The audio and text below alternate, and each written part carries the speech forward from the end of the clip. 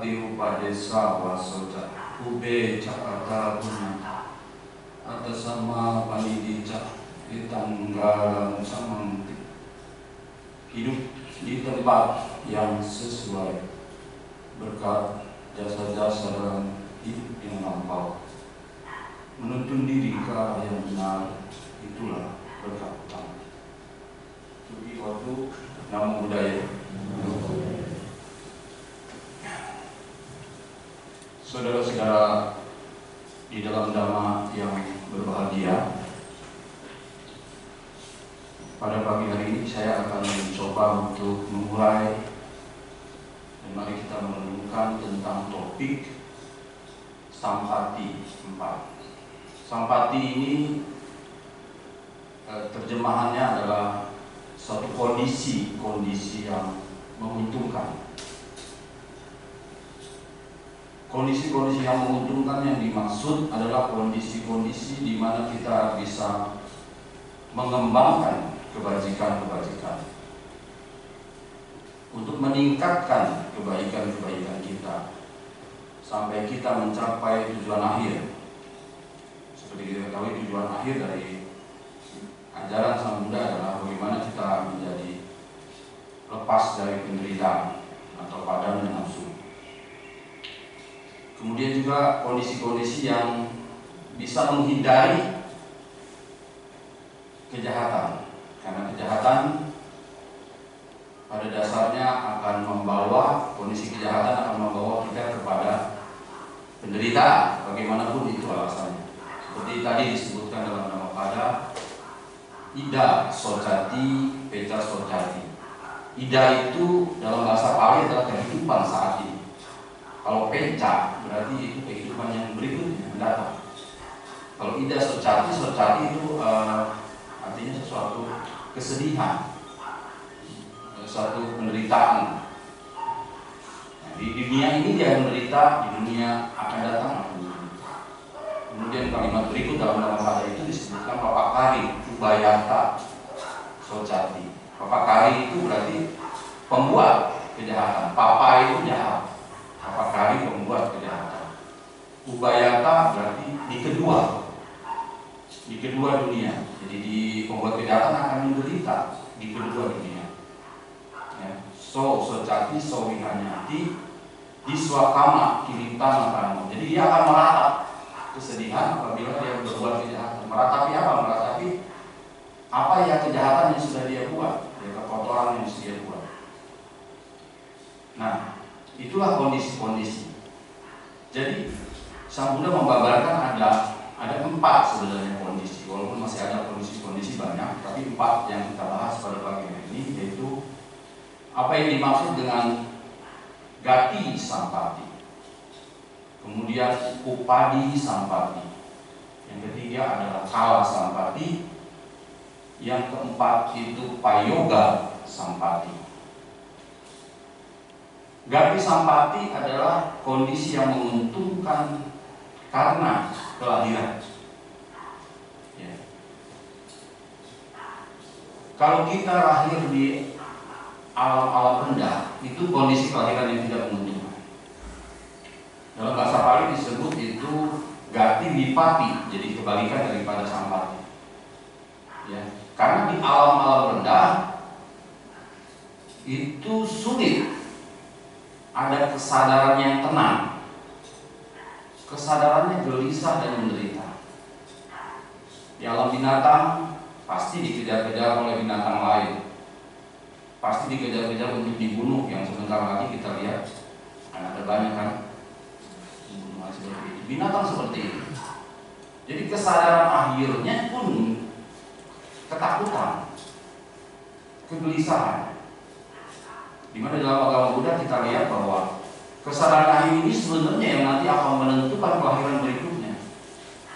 Nah, bagaimana mungkin kalau kesadaran akhirnya terus-menerus gelisah, takut, orang makhluk binatang atau alam-alam rendah, neraka, alam setan kelaparan itu bisa lahir di alam yang bahagia.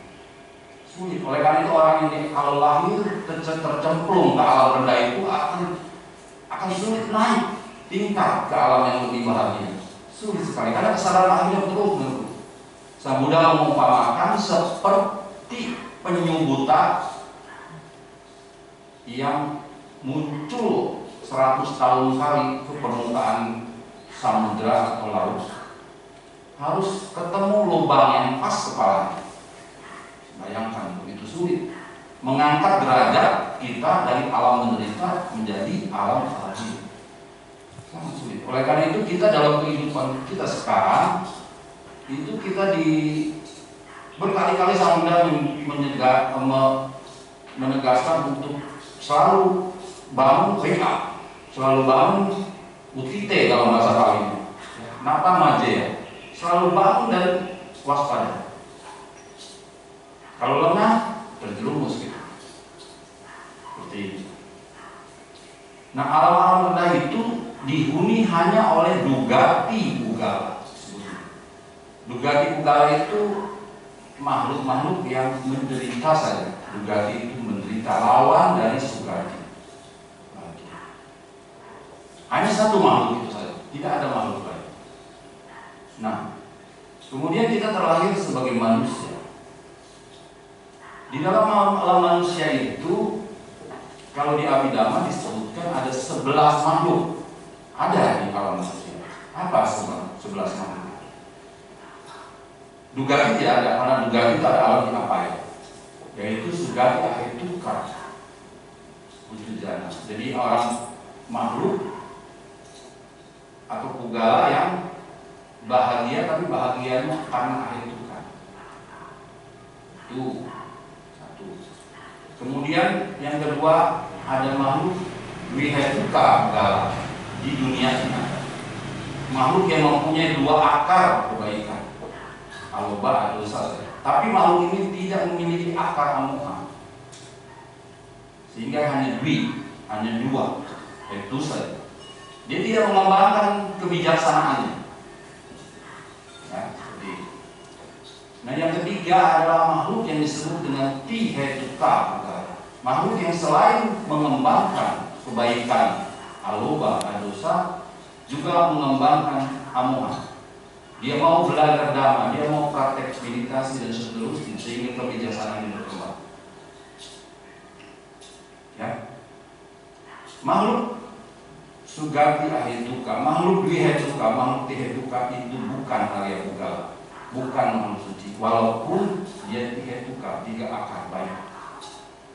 Nah, yang makhluk menjadi makhluk yang masuk kepada Arya atau makhluk yang mencapai tingkatan kesucian itu ada 8.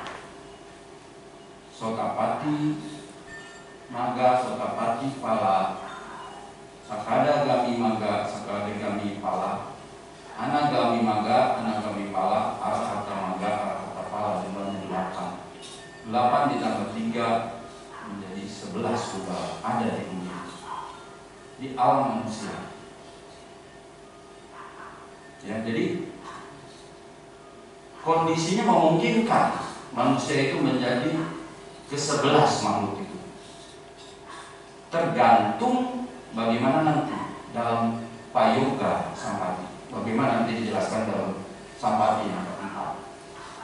Itu tergantung. Itu adalah pilihan hidup kita. Mau jadi apa? Mau kita jadi makhluk biasa-biasa, tidak jadi makhluk suci, juga Sang Buddha tidak. Silahkan saja. Sang Buddha hanya menunjukkan saja jalan. Menjadi manusia pun atau makhluk yang tidak suci pun ada 2 kategori. Yang pertama adalah Anda Putujana, dan yang kedua adalah Kalyana Putujana. Anda itu orang yang tidak senang terhadap dhamma. Ya. Kemudian Kalyana Putujana adalah makhluk umum, atau Putujana itu umum yang biasa, makhluk duniawi yang senang dengan dhamma, senang dengan kebaikan, senang dengan kebenaran, senang untuk praktek-praktek dhamma. Ini disebut Kalyana Putujana. Nah, yang Anda Putujana yang tidak senang terhadap dhamma, tentu tidak bisa mengembangkan kebijaksanaan. Tidak bisa mengembangkan kebijaksanaan berarti tidak bisa memadamkan kekotoran. Konsekuensi logisnya seperti itu. Ya, jadi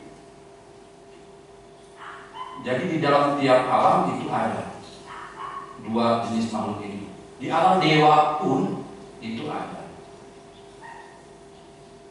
Di Dewa Catu Maharajika itu dan dewa tingkat yang lebih tinggi itu ada 10 sampai 9 punggala. Jadi nanti alam-alam dewa itu ada makhluk yang Dwihetuka ke atas yang tadi saya sebutkan. Nah di alam dewa pun itu tetap ada yang senang dhamma, ada yang tidak senang dhamma. Ada makhluk suci dan ada makhluk tidak suci. Jadi ada makhluk suci itu dibagi dua. Ada seka pugala, ada aseka pugala. Jadi ada makhluk suci yang harus berlatih lagi untuk mencapai tahapan akhir. Ada yang aseka, itu arahat, tidak harus berlatih. Nah kalau kita masuk kemana?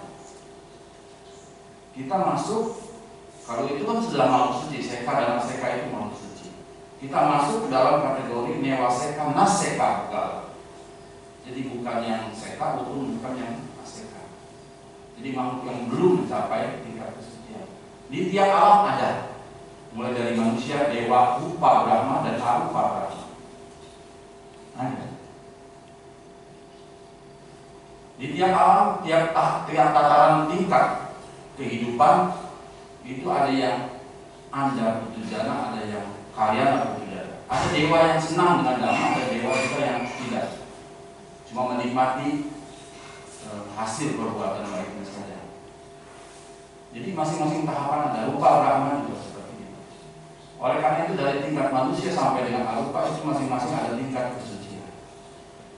Ada juga makhluk suci, ada juga makhluk tidak suci. Ya, cuma masing-masing ada klasternya berbeda-beda.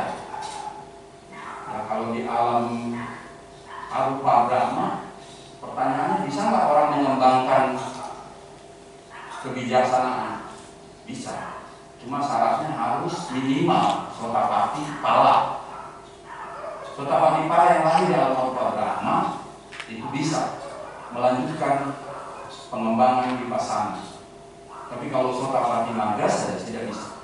Itu memang syarat. Seperti itu. Ya, jadi nah itu alam manusia. Kemudian alam manusia ini, kalau kita lahir sekarang senang terhadap dhamma, mau mempraktekkan dhamma, maka kondisi-kondisi ini menguntungkan kita. Ya, menguntungkan kita. Tapi kalau kita tidak menyenangi kondisi untuk menyenangi dhamma, ya, kemudian dia mempraktekkan dhamma, maka itu akan merugikan. Nah kemudian sampati yang kedua itu upadi sampati. Sudah lahir di alam yang baik, jadi alam manusia, atau maupun jadi lahir di alam dewa, alam-alam yang lebih tinggi. Tetapi di alam manusia misalnya lahir, upadi itu adalah kecantikan fisik, kelengkapan fisik, kekuatan fisik. Yang dimaksud berkah karena adanya kesempurnaan fisik. Kemudian manusia lahir dengan kekurangan. Umpamanya sejak lahir matanya buta, telinganya tuli. Walaupun lahir dari manusia, tetapi kalau matanya buta, telinganya tuli, maka orang itu tidak bisa mendengar dhamma. Sulit mempraktekkan kebenaran, sulit mengerti kebenaran. Ya. Berbeda dengan alam rupa brahma. Kalau alam rupa brahma itu tidak ada yang tuli, tidak ada yang buta. Tidak ada makhluk rupa brahma itu yang buta dan tuli, tapi dalam manusia.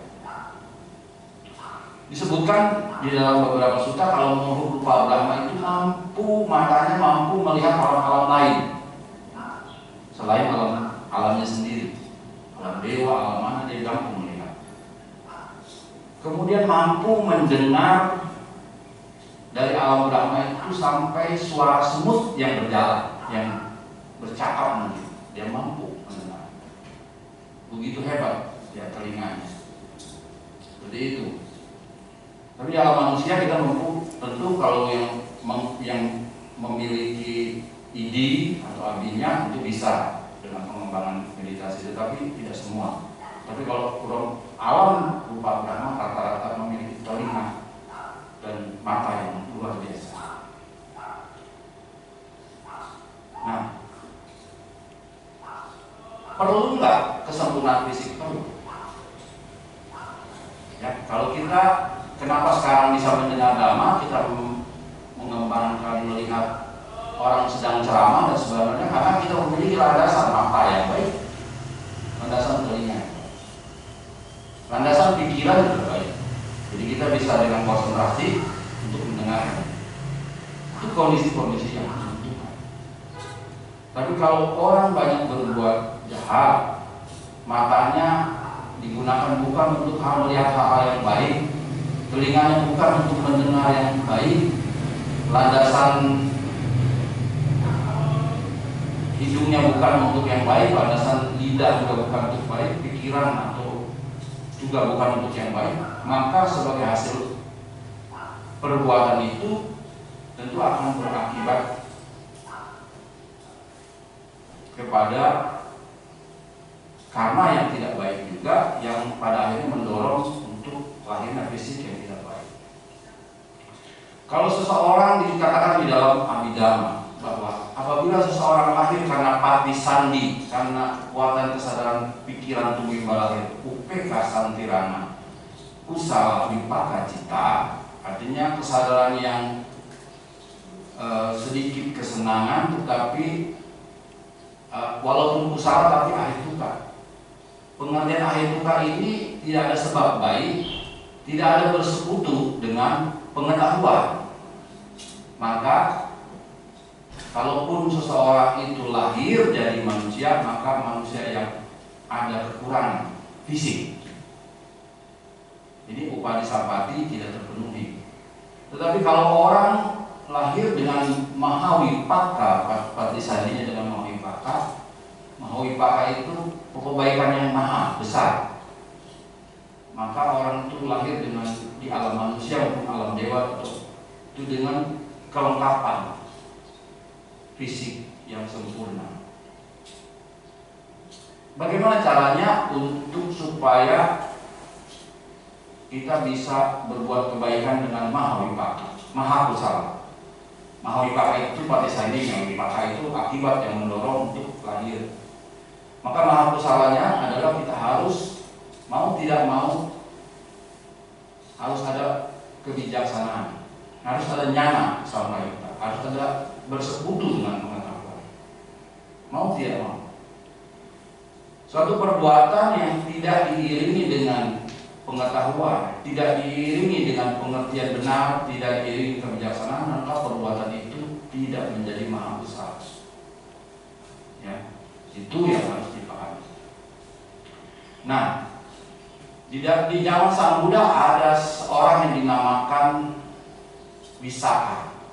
Wisaka ini putri dari saudagar kaya Dananjaya dan istrinya Sumana Dewi yang di Sawati. Wisaka ini memiliki satu wihara yang dinamakan Ubarama, itu milik Wisaka, yang dimana para biku, ratusan biku sering berkunjung ke wihara itu untuk dimana Wisaka berbuat kebaikan berdana, menyokong sangha. Nah, karena parami yang luar biasa dari Wisaka dalam kehidupan lampau, pada zaman Buddha Padumutara dia bertekad, beralih tanah untuk menjadi penyokong sangha yang utama ya, di kehidupan Buddha berikutnya. Maka dia mempertahankan paraminya itu, kebaikannya itu di setiap kelahiran, sehingga di kelahirannya di era Buddha Gautama, maka Wisaka memiliki 5 kelebihan, disebut Pancakalyanani. Apa 5 kelebihannya itu? Wisaka memiliki Kesa Kalyana. Kesa Kalyana itu memiliki rambut yang indah, tiada banding. Ya, tuh. Kemudian memiliki kecantikan lain yaitu mangsa Kalyana, yaitu bibir yang indah. Kemudian memiliki ati Kalyana, yaitu gigi yang sempurna. Jadi Wisaka itu sampai usianya tua, giginya itu nggak pernah copot. Rambutnya tadi itu Kesa Kalyana itu nggak pernah berubah sampai umur 120 tahun. Wajahnya, ya kecantikan kulitnya Cawi Kalyana, kemudian usia tambahan usianya Waya Kalyana, itu Wisaka memiliki tampilan seperti orang berusia 16 tahun. Jadi kalau dia berjalan dengan cicit atau cucunya seperti kakak dengan adik. Kok bisa begitu? Karena parami yang luar biasa di setiap kehidupan dan tekad aditana dia untuk menjadi Daikana Agam atau pendukung utama Sangha dan sama biku maupun sama bikuni. Ya, jadi Wisaka ini luar biasa. Ya, selain keyakinan yang kuat dan sebagainya, sehingga salah satu awal yang memasuki arus kesucian yaitu Wisaka. Ya, suatu ketika juga raja karena kesokoran atau kehebatan Wisaka ini jadi pembicaraan di mana-mana, seorang raja ingin menguji kekuatan Wisaka, yaitu melepas ekor gajah yang buas. Wisaka ini mampu menahan seekor gajah yang buas walaupun pengikutnya 500 itu berlarian karena ketakutan gajah ngamuk, ya kan? Jadi dengan hanya 2 jari tangan saja mendorong belalainya masuk ke halaman istana. Begitu kuatnya. Ya, jadi kekuatan fisik juga hebat, kekuatan tampilan hebat, kekuatan keyakinan hebat. Wisaka ini berdana tiap hari di Kubaragama untuk 500, paling sedikit 500 biku. Kemudian tanpa lelah setiap sore dia memeriksa kebutuhan biku, apakah ada yang kurang, apakah ada biku yang sakit dan seterusnya. Coba bayangin 500 orang. Ya, kita ngurus 5 biku, 10 biku juga udah kelaparan, ya. Nah, jadi tanpa lelah, tidak punya perasaan lelah untuk menyiapkan makanan segala macam. Itulah Wisaka. Ya, usianya mencapai 120 tahun baru meninggal. Memiliki 10 anak laki-laki, 10 anak perempuan. Ya, 400 cucu, 8.000 cicit. Karena masing-masing 10 anak ini, laki perempuan kawin lagi dapat 10, laki-laki 10 perempuan begitu. Jadi kalau dijumlah cucunya ada 400. Kalau anak kan 10 laki-laki, 10 perempuan. Jadi masing-masing itu sama seperti Wisaka. Punya anak 10 laki-laki 10 perempuan. Dan cicitnya jadi berapa? Cucunya 400, cicitnya 8.000. Itu ngurusin cicit yang 8.000 gimana ceritanya? Ya kan? Itu Wisaka dalam cerita Sang Buddha, ya. Nah, inilah yang disebut dengan kekuatan atau berkah Upadissampati. Kalau kita kan umur 70, kulit sudah peot, ya, mata sudah rabun dan seterusnya. Wisaka memiliki parami yang luar biasa. Itu ya. Nah, itu penting. Kita memiliki mata sehat, telinga sehat, walaupun tidak seperti Wisaka, tapi penting karena kita bisa mengembangkan kebaikan kondisi. Kalau kita sudah sulit, fisik kita tidak bisa apa-apa, ya sulit juga untuk mengembangkan kebaikan, ya. Nah, yang ketiga adalah Kalasampati. Kalasampati ini berkat atau kondisi menguntungkan dikarenakan saat-saat itu. Kalau kita sekarang masih bisa mendengarkan nama, nah itu juga saat-saat tepat. Walaupun Sang Buddha sudah parinibbana sudah lama, tapi kita masih bisa mendengarkan. Nah itu saat tepat. Tapi kalau sudah agama ini sudah hilang, nah itu juga kita sudah tidak sulit untuk mengembangkan kebijaksanaan, karena referensinya sulit untuk mencari saya sendiri. Kita agak sulit. Sang Buddha mencarinya dengan usaha yang luar biasa sehingga dia temukan damai. Ya, tepat. Nah, di zaman Sang Buddha ada seorang pertapa kelana. Sang Buddha itu sebelum membabarkan dhamma yang pertama, Dhamma Cakka, itu sebenarnya sudah ketemu dulu seorang pertapa kelana yang bernama Upaka. Iya kan? Ceritanya kan? Kalau kita lihat cerita Sang Buddha seperti itu, Upaka. Pertapa ini bertemu, sempat berkomunikasi dengan Sang Buddha, menanyakan Sang Buddha kok tenang, cemerlang cahayanya dan sebagainya, gitu ya kan? Gurunya siapa Sang Buddha? Sang Buddha sudah mendeklar bahwa dia tidak guru. Dia mencapai penyempurnaan dalam usaha sendiri, sudah memadamkan semua hawa nafsu, sebagainya. Tetapi Upaka ini tidak ada ketertarikan. Ya, setelah berbincang banyak dengan Sang Buddha, kemudian dia meleos gitu ya, dia berangkat pergi. Nah, walaupun seseorang mempunyai, Upaka kan seorang pertapa, lahir dari manusia, mempunyai gati sampati tentunya kan, upadi sampati sebagai pertapa. Tapi dia di saat yang tepat dia bertemu Sang Buddha, kalau sampati harusnya dia bisa manfaatkan, tapi tidak dimanfaatkan. Nah, tidak ada ketertarikan. Ya, nah oleh karena itu, yang keempat itu memegang peranan yang sangat penting, yaitu Parayoga Sampati. Kondisi usaha, kondisi kepintaran, kondisi kebijaksanaan. Walaupun badannya sudah sempurna, kita terlahir jadi manusia atau jadi dewa, jadi apapun, lahir dengan kondisi fisik yang baik dan sebagainya, ya, hidup di zaman dimana kita masih mengenal Dhamma, apalagi zaman dimana kita masih ada Sang Buddha. Tapi kalau seperti Upaka tidak memperoleh manfaat apapun. Yang memperoleh manfaat malah Pancawa, iya biku, 5 biku, ya, yang kemudian Sang Buddha membabarkan Dhamma Cakka Pawatana Sutta. Jadi harus ada usaha. Tanpa usaha tidak bisa. Ya, kalau usaha Sang Buddha ya ada 4 usaha yang kalau kita sesuai dengan Dhamma: Samvara, Pahana, Bawana, Padana, ya, dan Anurakana Padana. Jadi ada Samvara Padana, ada Pahana Padana, ada 3 apa tadi?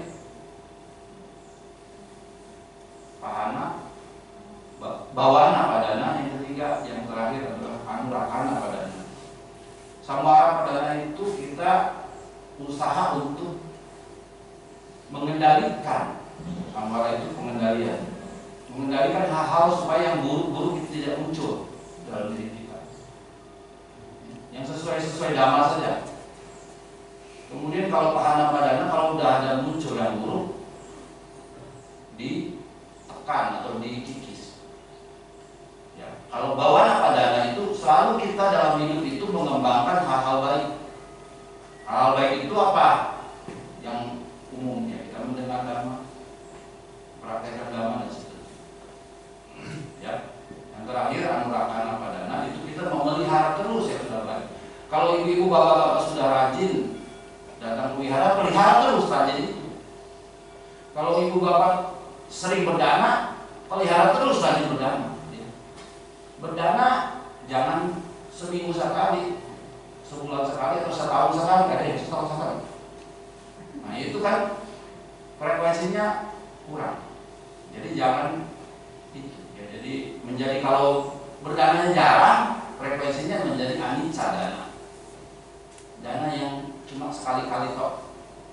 Tapi kalau kita walaupun kecil berdana, walaupun cuma segelas air, tapi frekuensinya sering menjadi nicca dana.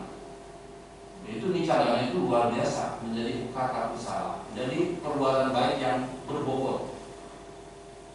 Karena dalam setiap perbuatan berdana pasti dia melepas kekikiran. Karena di dalam setiap perbuatan berdana dia melepas kebencian. Dalam setiap perbuatan berdana dia mengembangkan kebijaksanaan. Nah kalau itu frekuensinya sering, itu sangat luar biasa. usaha itu. Yang sudah rajin bermeditasi walaupun 10-15 menit rajin setiap hari untuk bermeditasi. Ya, seperti itu. Baca parita dan seterusnya. Ya. Usaha-usaha ini baik. Dengan usaha kita harus juga mengerti kebenaran. Ya, mengerti kebenaran. Karena tahapan kebenaran itu bisa dicapai dengan 3 tahap. 1 saca, 2 kicak, 3 kata. Saca itu harus mengerti yang benar sebagai kebenaran, bukan mengerti yang keliru. Jadi, bukan mengerti yang keliru, mengerti yang benar. Kemudian mengerti saja, tetapi tidak kicak. Tidak kicak itu tidak melaksanakan, maka tidak memperoleh manfaat. Nah, baru yang terakhir adalah kata-kata itu kita telah dilaksanakan, berarti barulah hasil-hasil yang kita bisa nikmati. Jadi saca, kicak, kata itu 3 tahap. Inilah 3 tahap yang kemudian dalam 4 kesunnatan maya kita lakukan. Harus mengerti dulu duka. Setelah mengerti duka, mau diapakan duka itu, ya kan? Kemudian telah diapakan duka itu. Begitu juga asal mula duka. Harus mengerti dulu asal mula duka itu apa. Setelah mengerti itu, kalau kita memahami itu apa itu duka, apa itu asal mula duka, itu saja lalu tahapannya. Nah, pada tahapan saca dan tahapan kicak masih logia. Jadi 4 kesunyatan 8 jalur utama itu kalau masih tahapan saca, kicak masih logia. Begitu kata, begitu telah dilaksanakan baru menjadi lokta. Yang baru mengatasi. Jadi itu. Jadi 3 tahap itu. Ada usaha, ada kepintaran. Nah, harus pintar. Pintar bagaimana?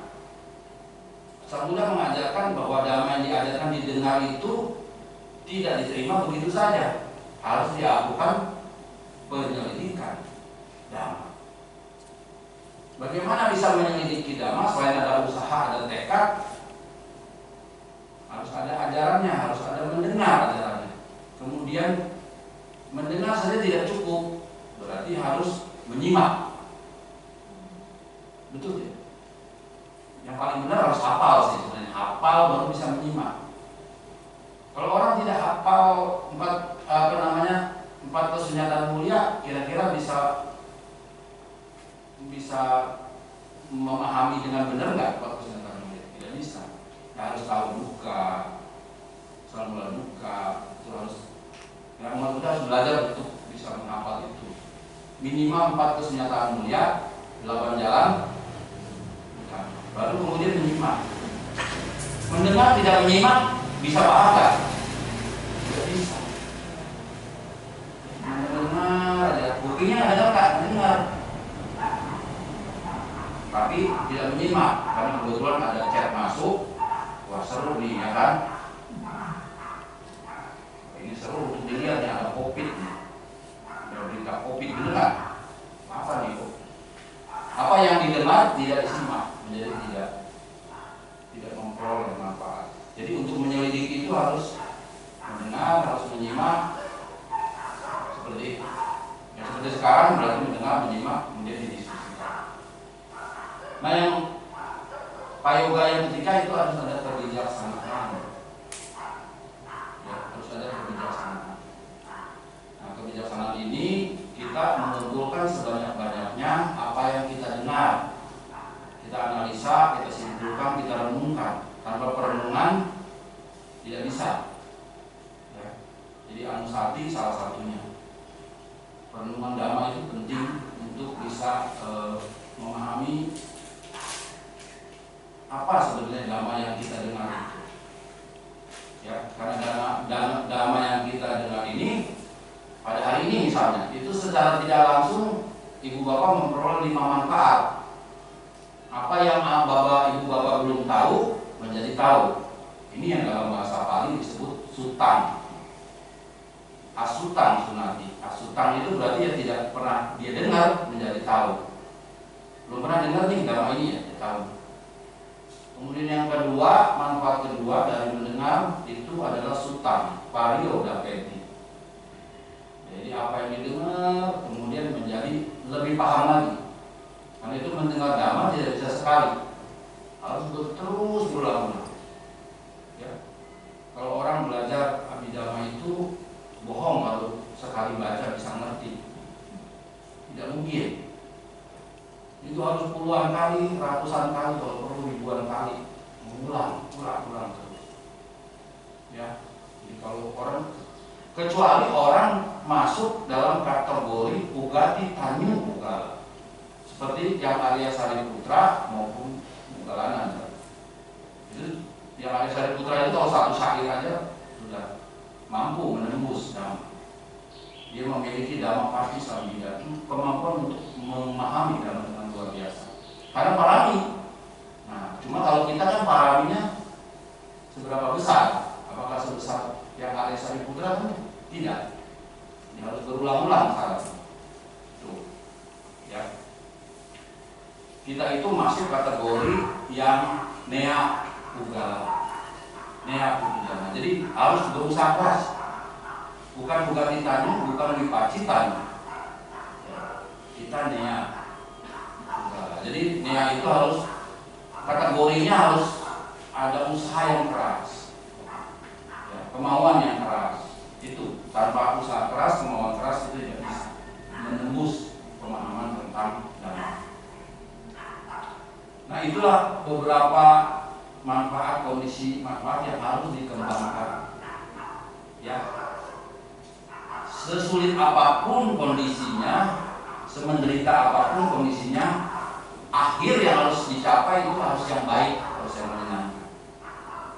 Ya, kalau dalam bahasa Pali disebutkan pacupana dukang ayating sukang wipakang. Pacupana sukang ayating suka wipakang. Jadi pacupana duka itu di kondisi sekarang kita menderita bagaimanapun, tetap kita harus menghindari yang jahat-jahat, mengambil yang baik-baik, mengembangkan yang baik-baik, supaya nanti ayating suka wipakang, supaya nanti dapat wipaka yang baik. Ya, wipaka baik kan kita terlahir dari manusia, dari dewa, dari apa, dengan kondisi upadi sama fisik lengkap dan sebagainya. Ya, jelas ya. Apalagi kalau kita kondisi sekarang itu pacupana sukang, ayating sukang wipaka, itu lebih enak lagi. Kondisi sekarang itu udah bahagia, udah kaya, udah baik, dermawan, pandai dhamma, bijaksana, kata-katanya juga sopan, segala macam, segala hal kebaikan dia punya, itu lebih baik. Pasti kedepannya lahir jadi hal-hal yang baik, kaya lagi, jadi baik lagi, jadi bijaksana lagi. Jadi kebenaran itu tidak mungkin salah, kebenaran itu tidak mungkin berubah. Ya, jadi kalau bahasa Pali sebutkan tatani awi tatani anaknya tani. Jadi kebenaran itu tidak mungkin bohong, tidak mungkin salah. Ya, sekian yang bisa saya sampaikan mengenai Sampati 4. Mudah-mudahan ini menjadi renungan untuk kita, untuk terus ada usaha, ada semangat untuk mengembangkan kebaikan. Mungkin begitu. Terserah kalau mau ada 1-2 pertanyaan silakan, tapi kalau nggak saya tutup. Waktunya habis ya. Oke. Saya kira itu yang bisa saya sampaikan. Semoga bermanfaat untuk kebaikan kita bersama, untuk menambah kebijaksanaan kita, baik kebahagiaan kita di kehidupan saat ini maupun kehidupan kita berikutnya. Sukihotu, Namo Buddhaya.